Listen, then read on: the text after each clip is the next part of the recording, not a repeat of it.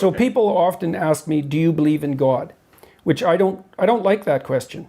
First of all, it's an attempt to box me in a sense.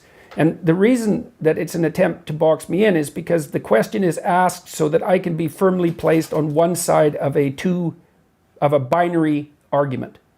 And the reason I don't like to answer it is because A, I don't like to be boxed in, and B, because I don't know what the person means by believe or God. And they think they know. And the probability that they construe belief and construe God the same way I do is virtually zero. So it's a question that doesn't work for me on multiple levels of analysis. But strangely enough, just as we were talking, the answer to that question popped into my head. I act as if God exists. Now you can decide for yourself whether that means that I believe in him, so to speak. But I act as if he exists. So that's a good enough answer for that. Then with regards to these other issues, the divinity of Christ, well, I would say the same problems with the question formulation obtain. What do you mean by divine? And also, what do you mean by Christ? These are very, very difficult questions. Now, I believe that, for all intents and purposes, I believe that the Logos is divine. Insofar as if by divine you mean of ultimate value, of ultimate transcendent value, yes, it's divine. It's associated with death and rebirth, clearly, because the Logos dismantles you and rebuilds you. So that's what happens when you make an error. When you make an error, some part of you has to go. That's a sacrifice. You have to let it go. Sometimes it's a big part of you. Sometimes it can be such a big part of you that you actually die, right, instead of dying and being reborn. Is there something more than merely metaphorical about the idea of dying and being reborn? Yes, there is, because those are associated with physiological transformations. What's the ultimate extent of that? That's a good question. The question is, what happens to the world around you as you increasingly embody the Logos? And the answer to that is, we don't know.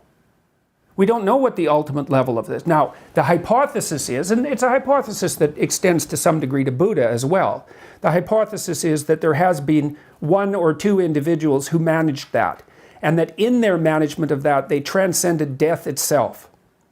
Well, then you might ask yourself, well, what do you mean by transcended death?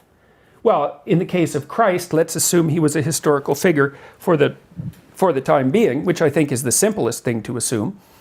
I think there's sufficient evidence to conclude that. You could conclude otherwise, but I feel that there's sufficient evidence to conclude that. Is his resurrection real? Well, his spirit lives on. That's certainly the case. In what sense do you mean spirit? Just to qualify that. Well, let's imagine that a spirit is a pattern of being.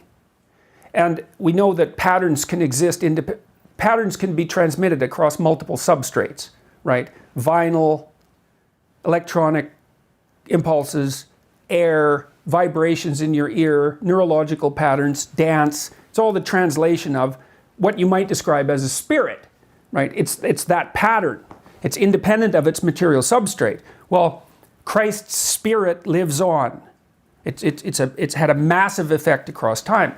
Well, is that an answer to the question? Did his body resurrect? I don't know. I don't know. The accounts aren't clear, for one thing. What the accounts mean isn't clear. I don't know what happens to a person if they bring themselves completely into alignment. I've had intimations of what that might mean. We don't understand the world very well.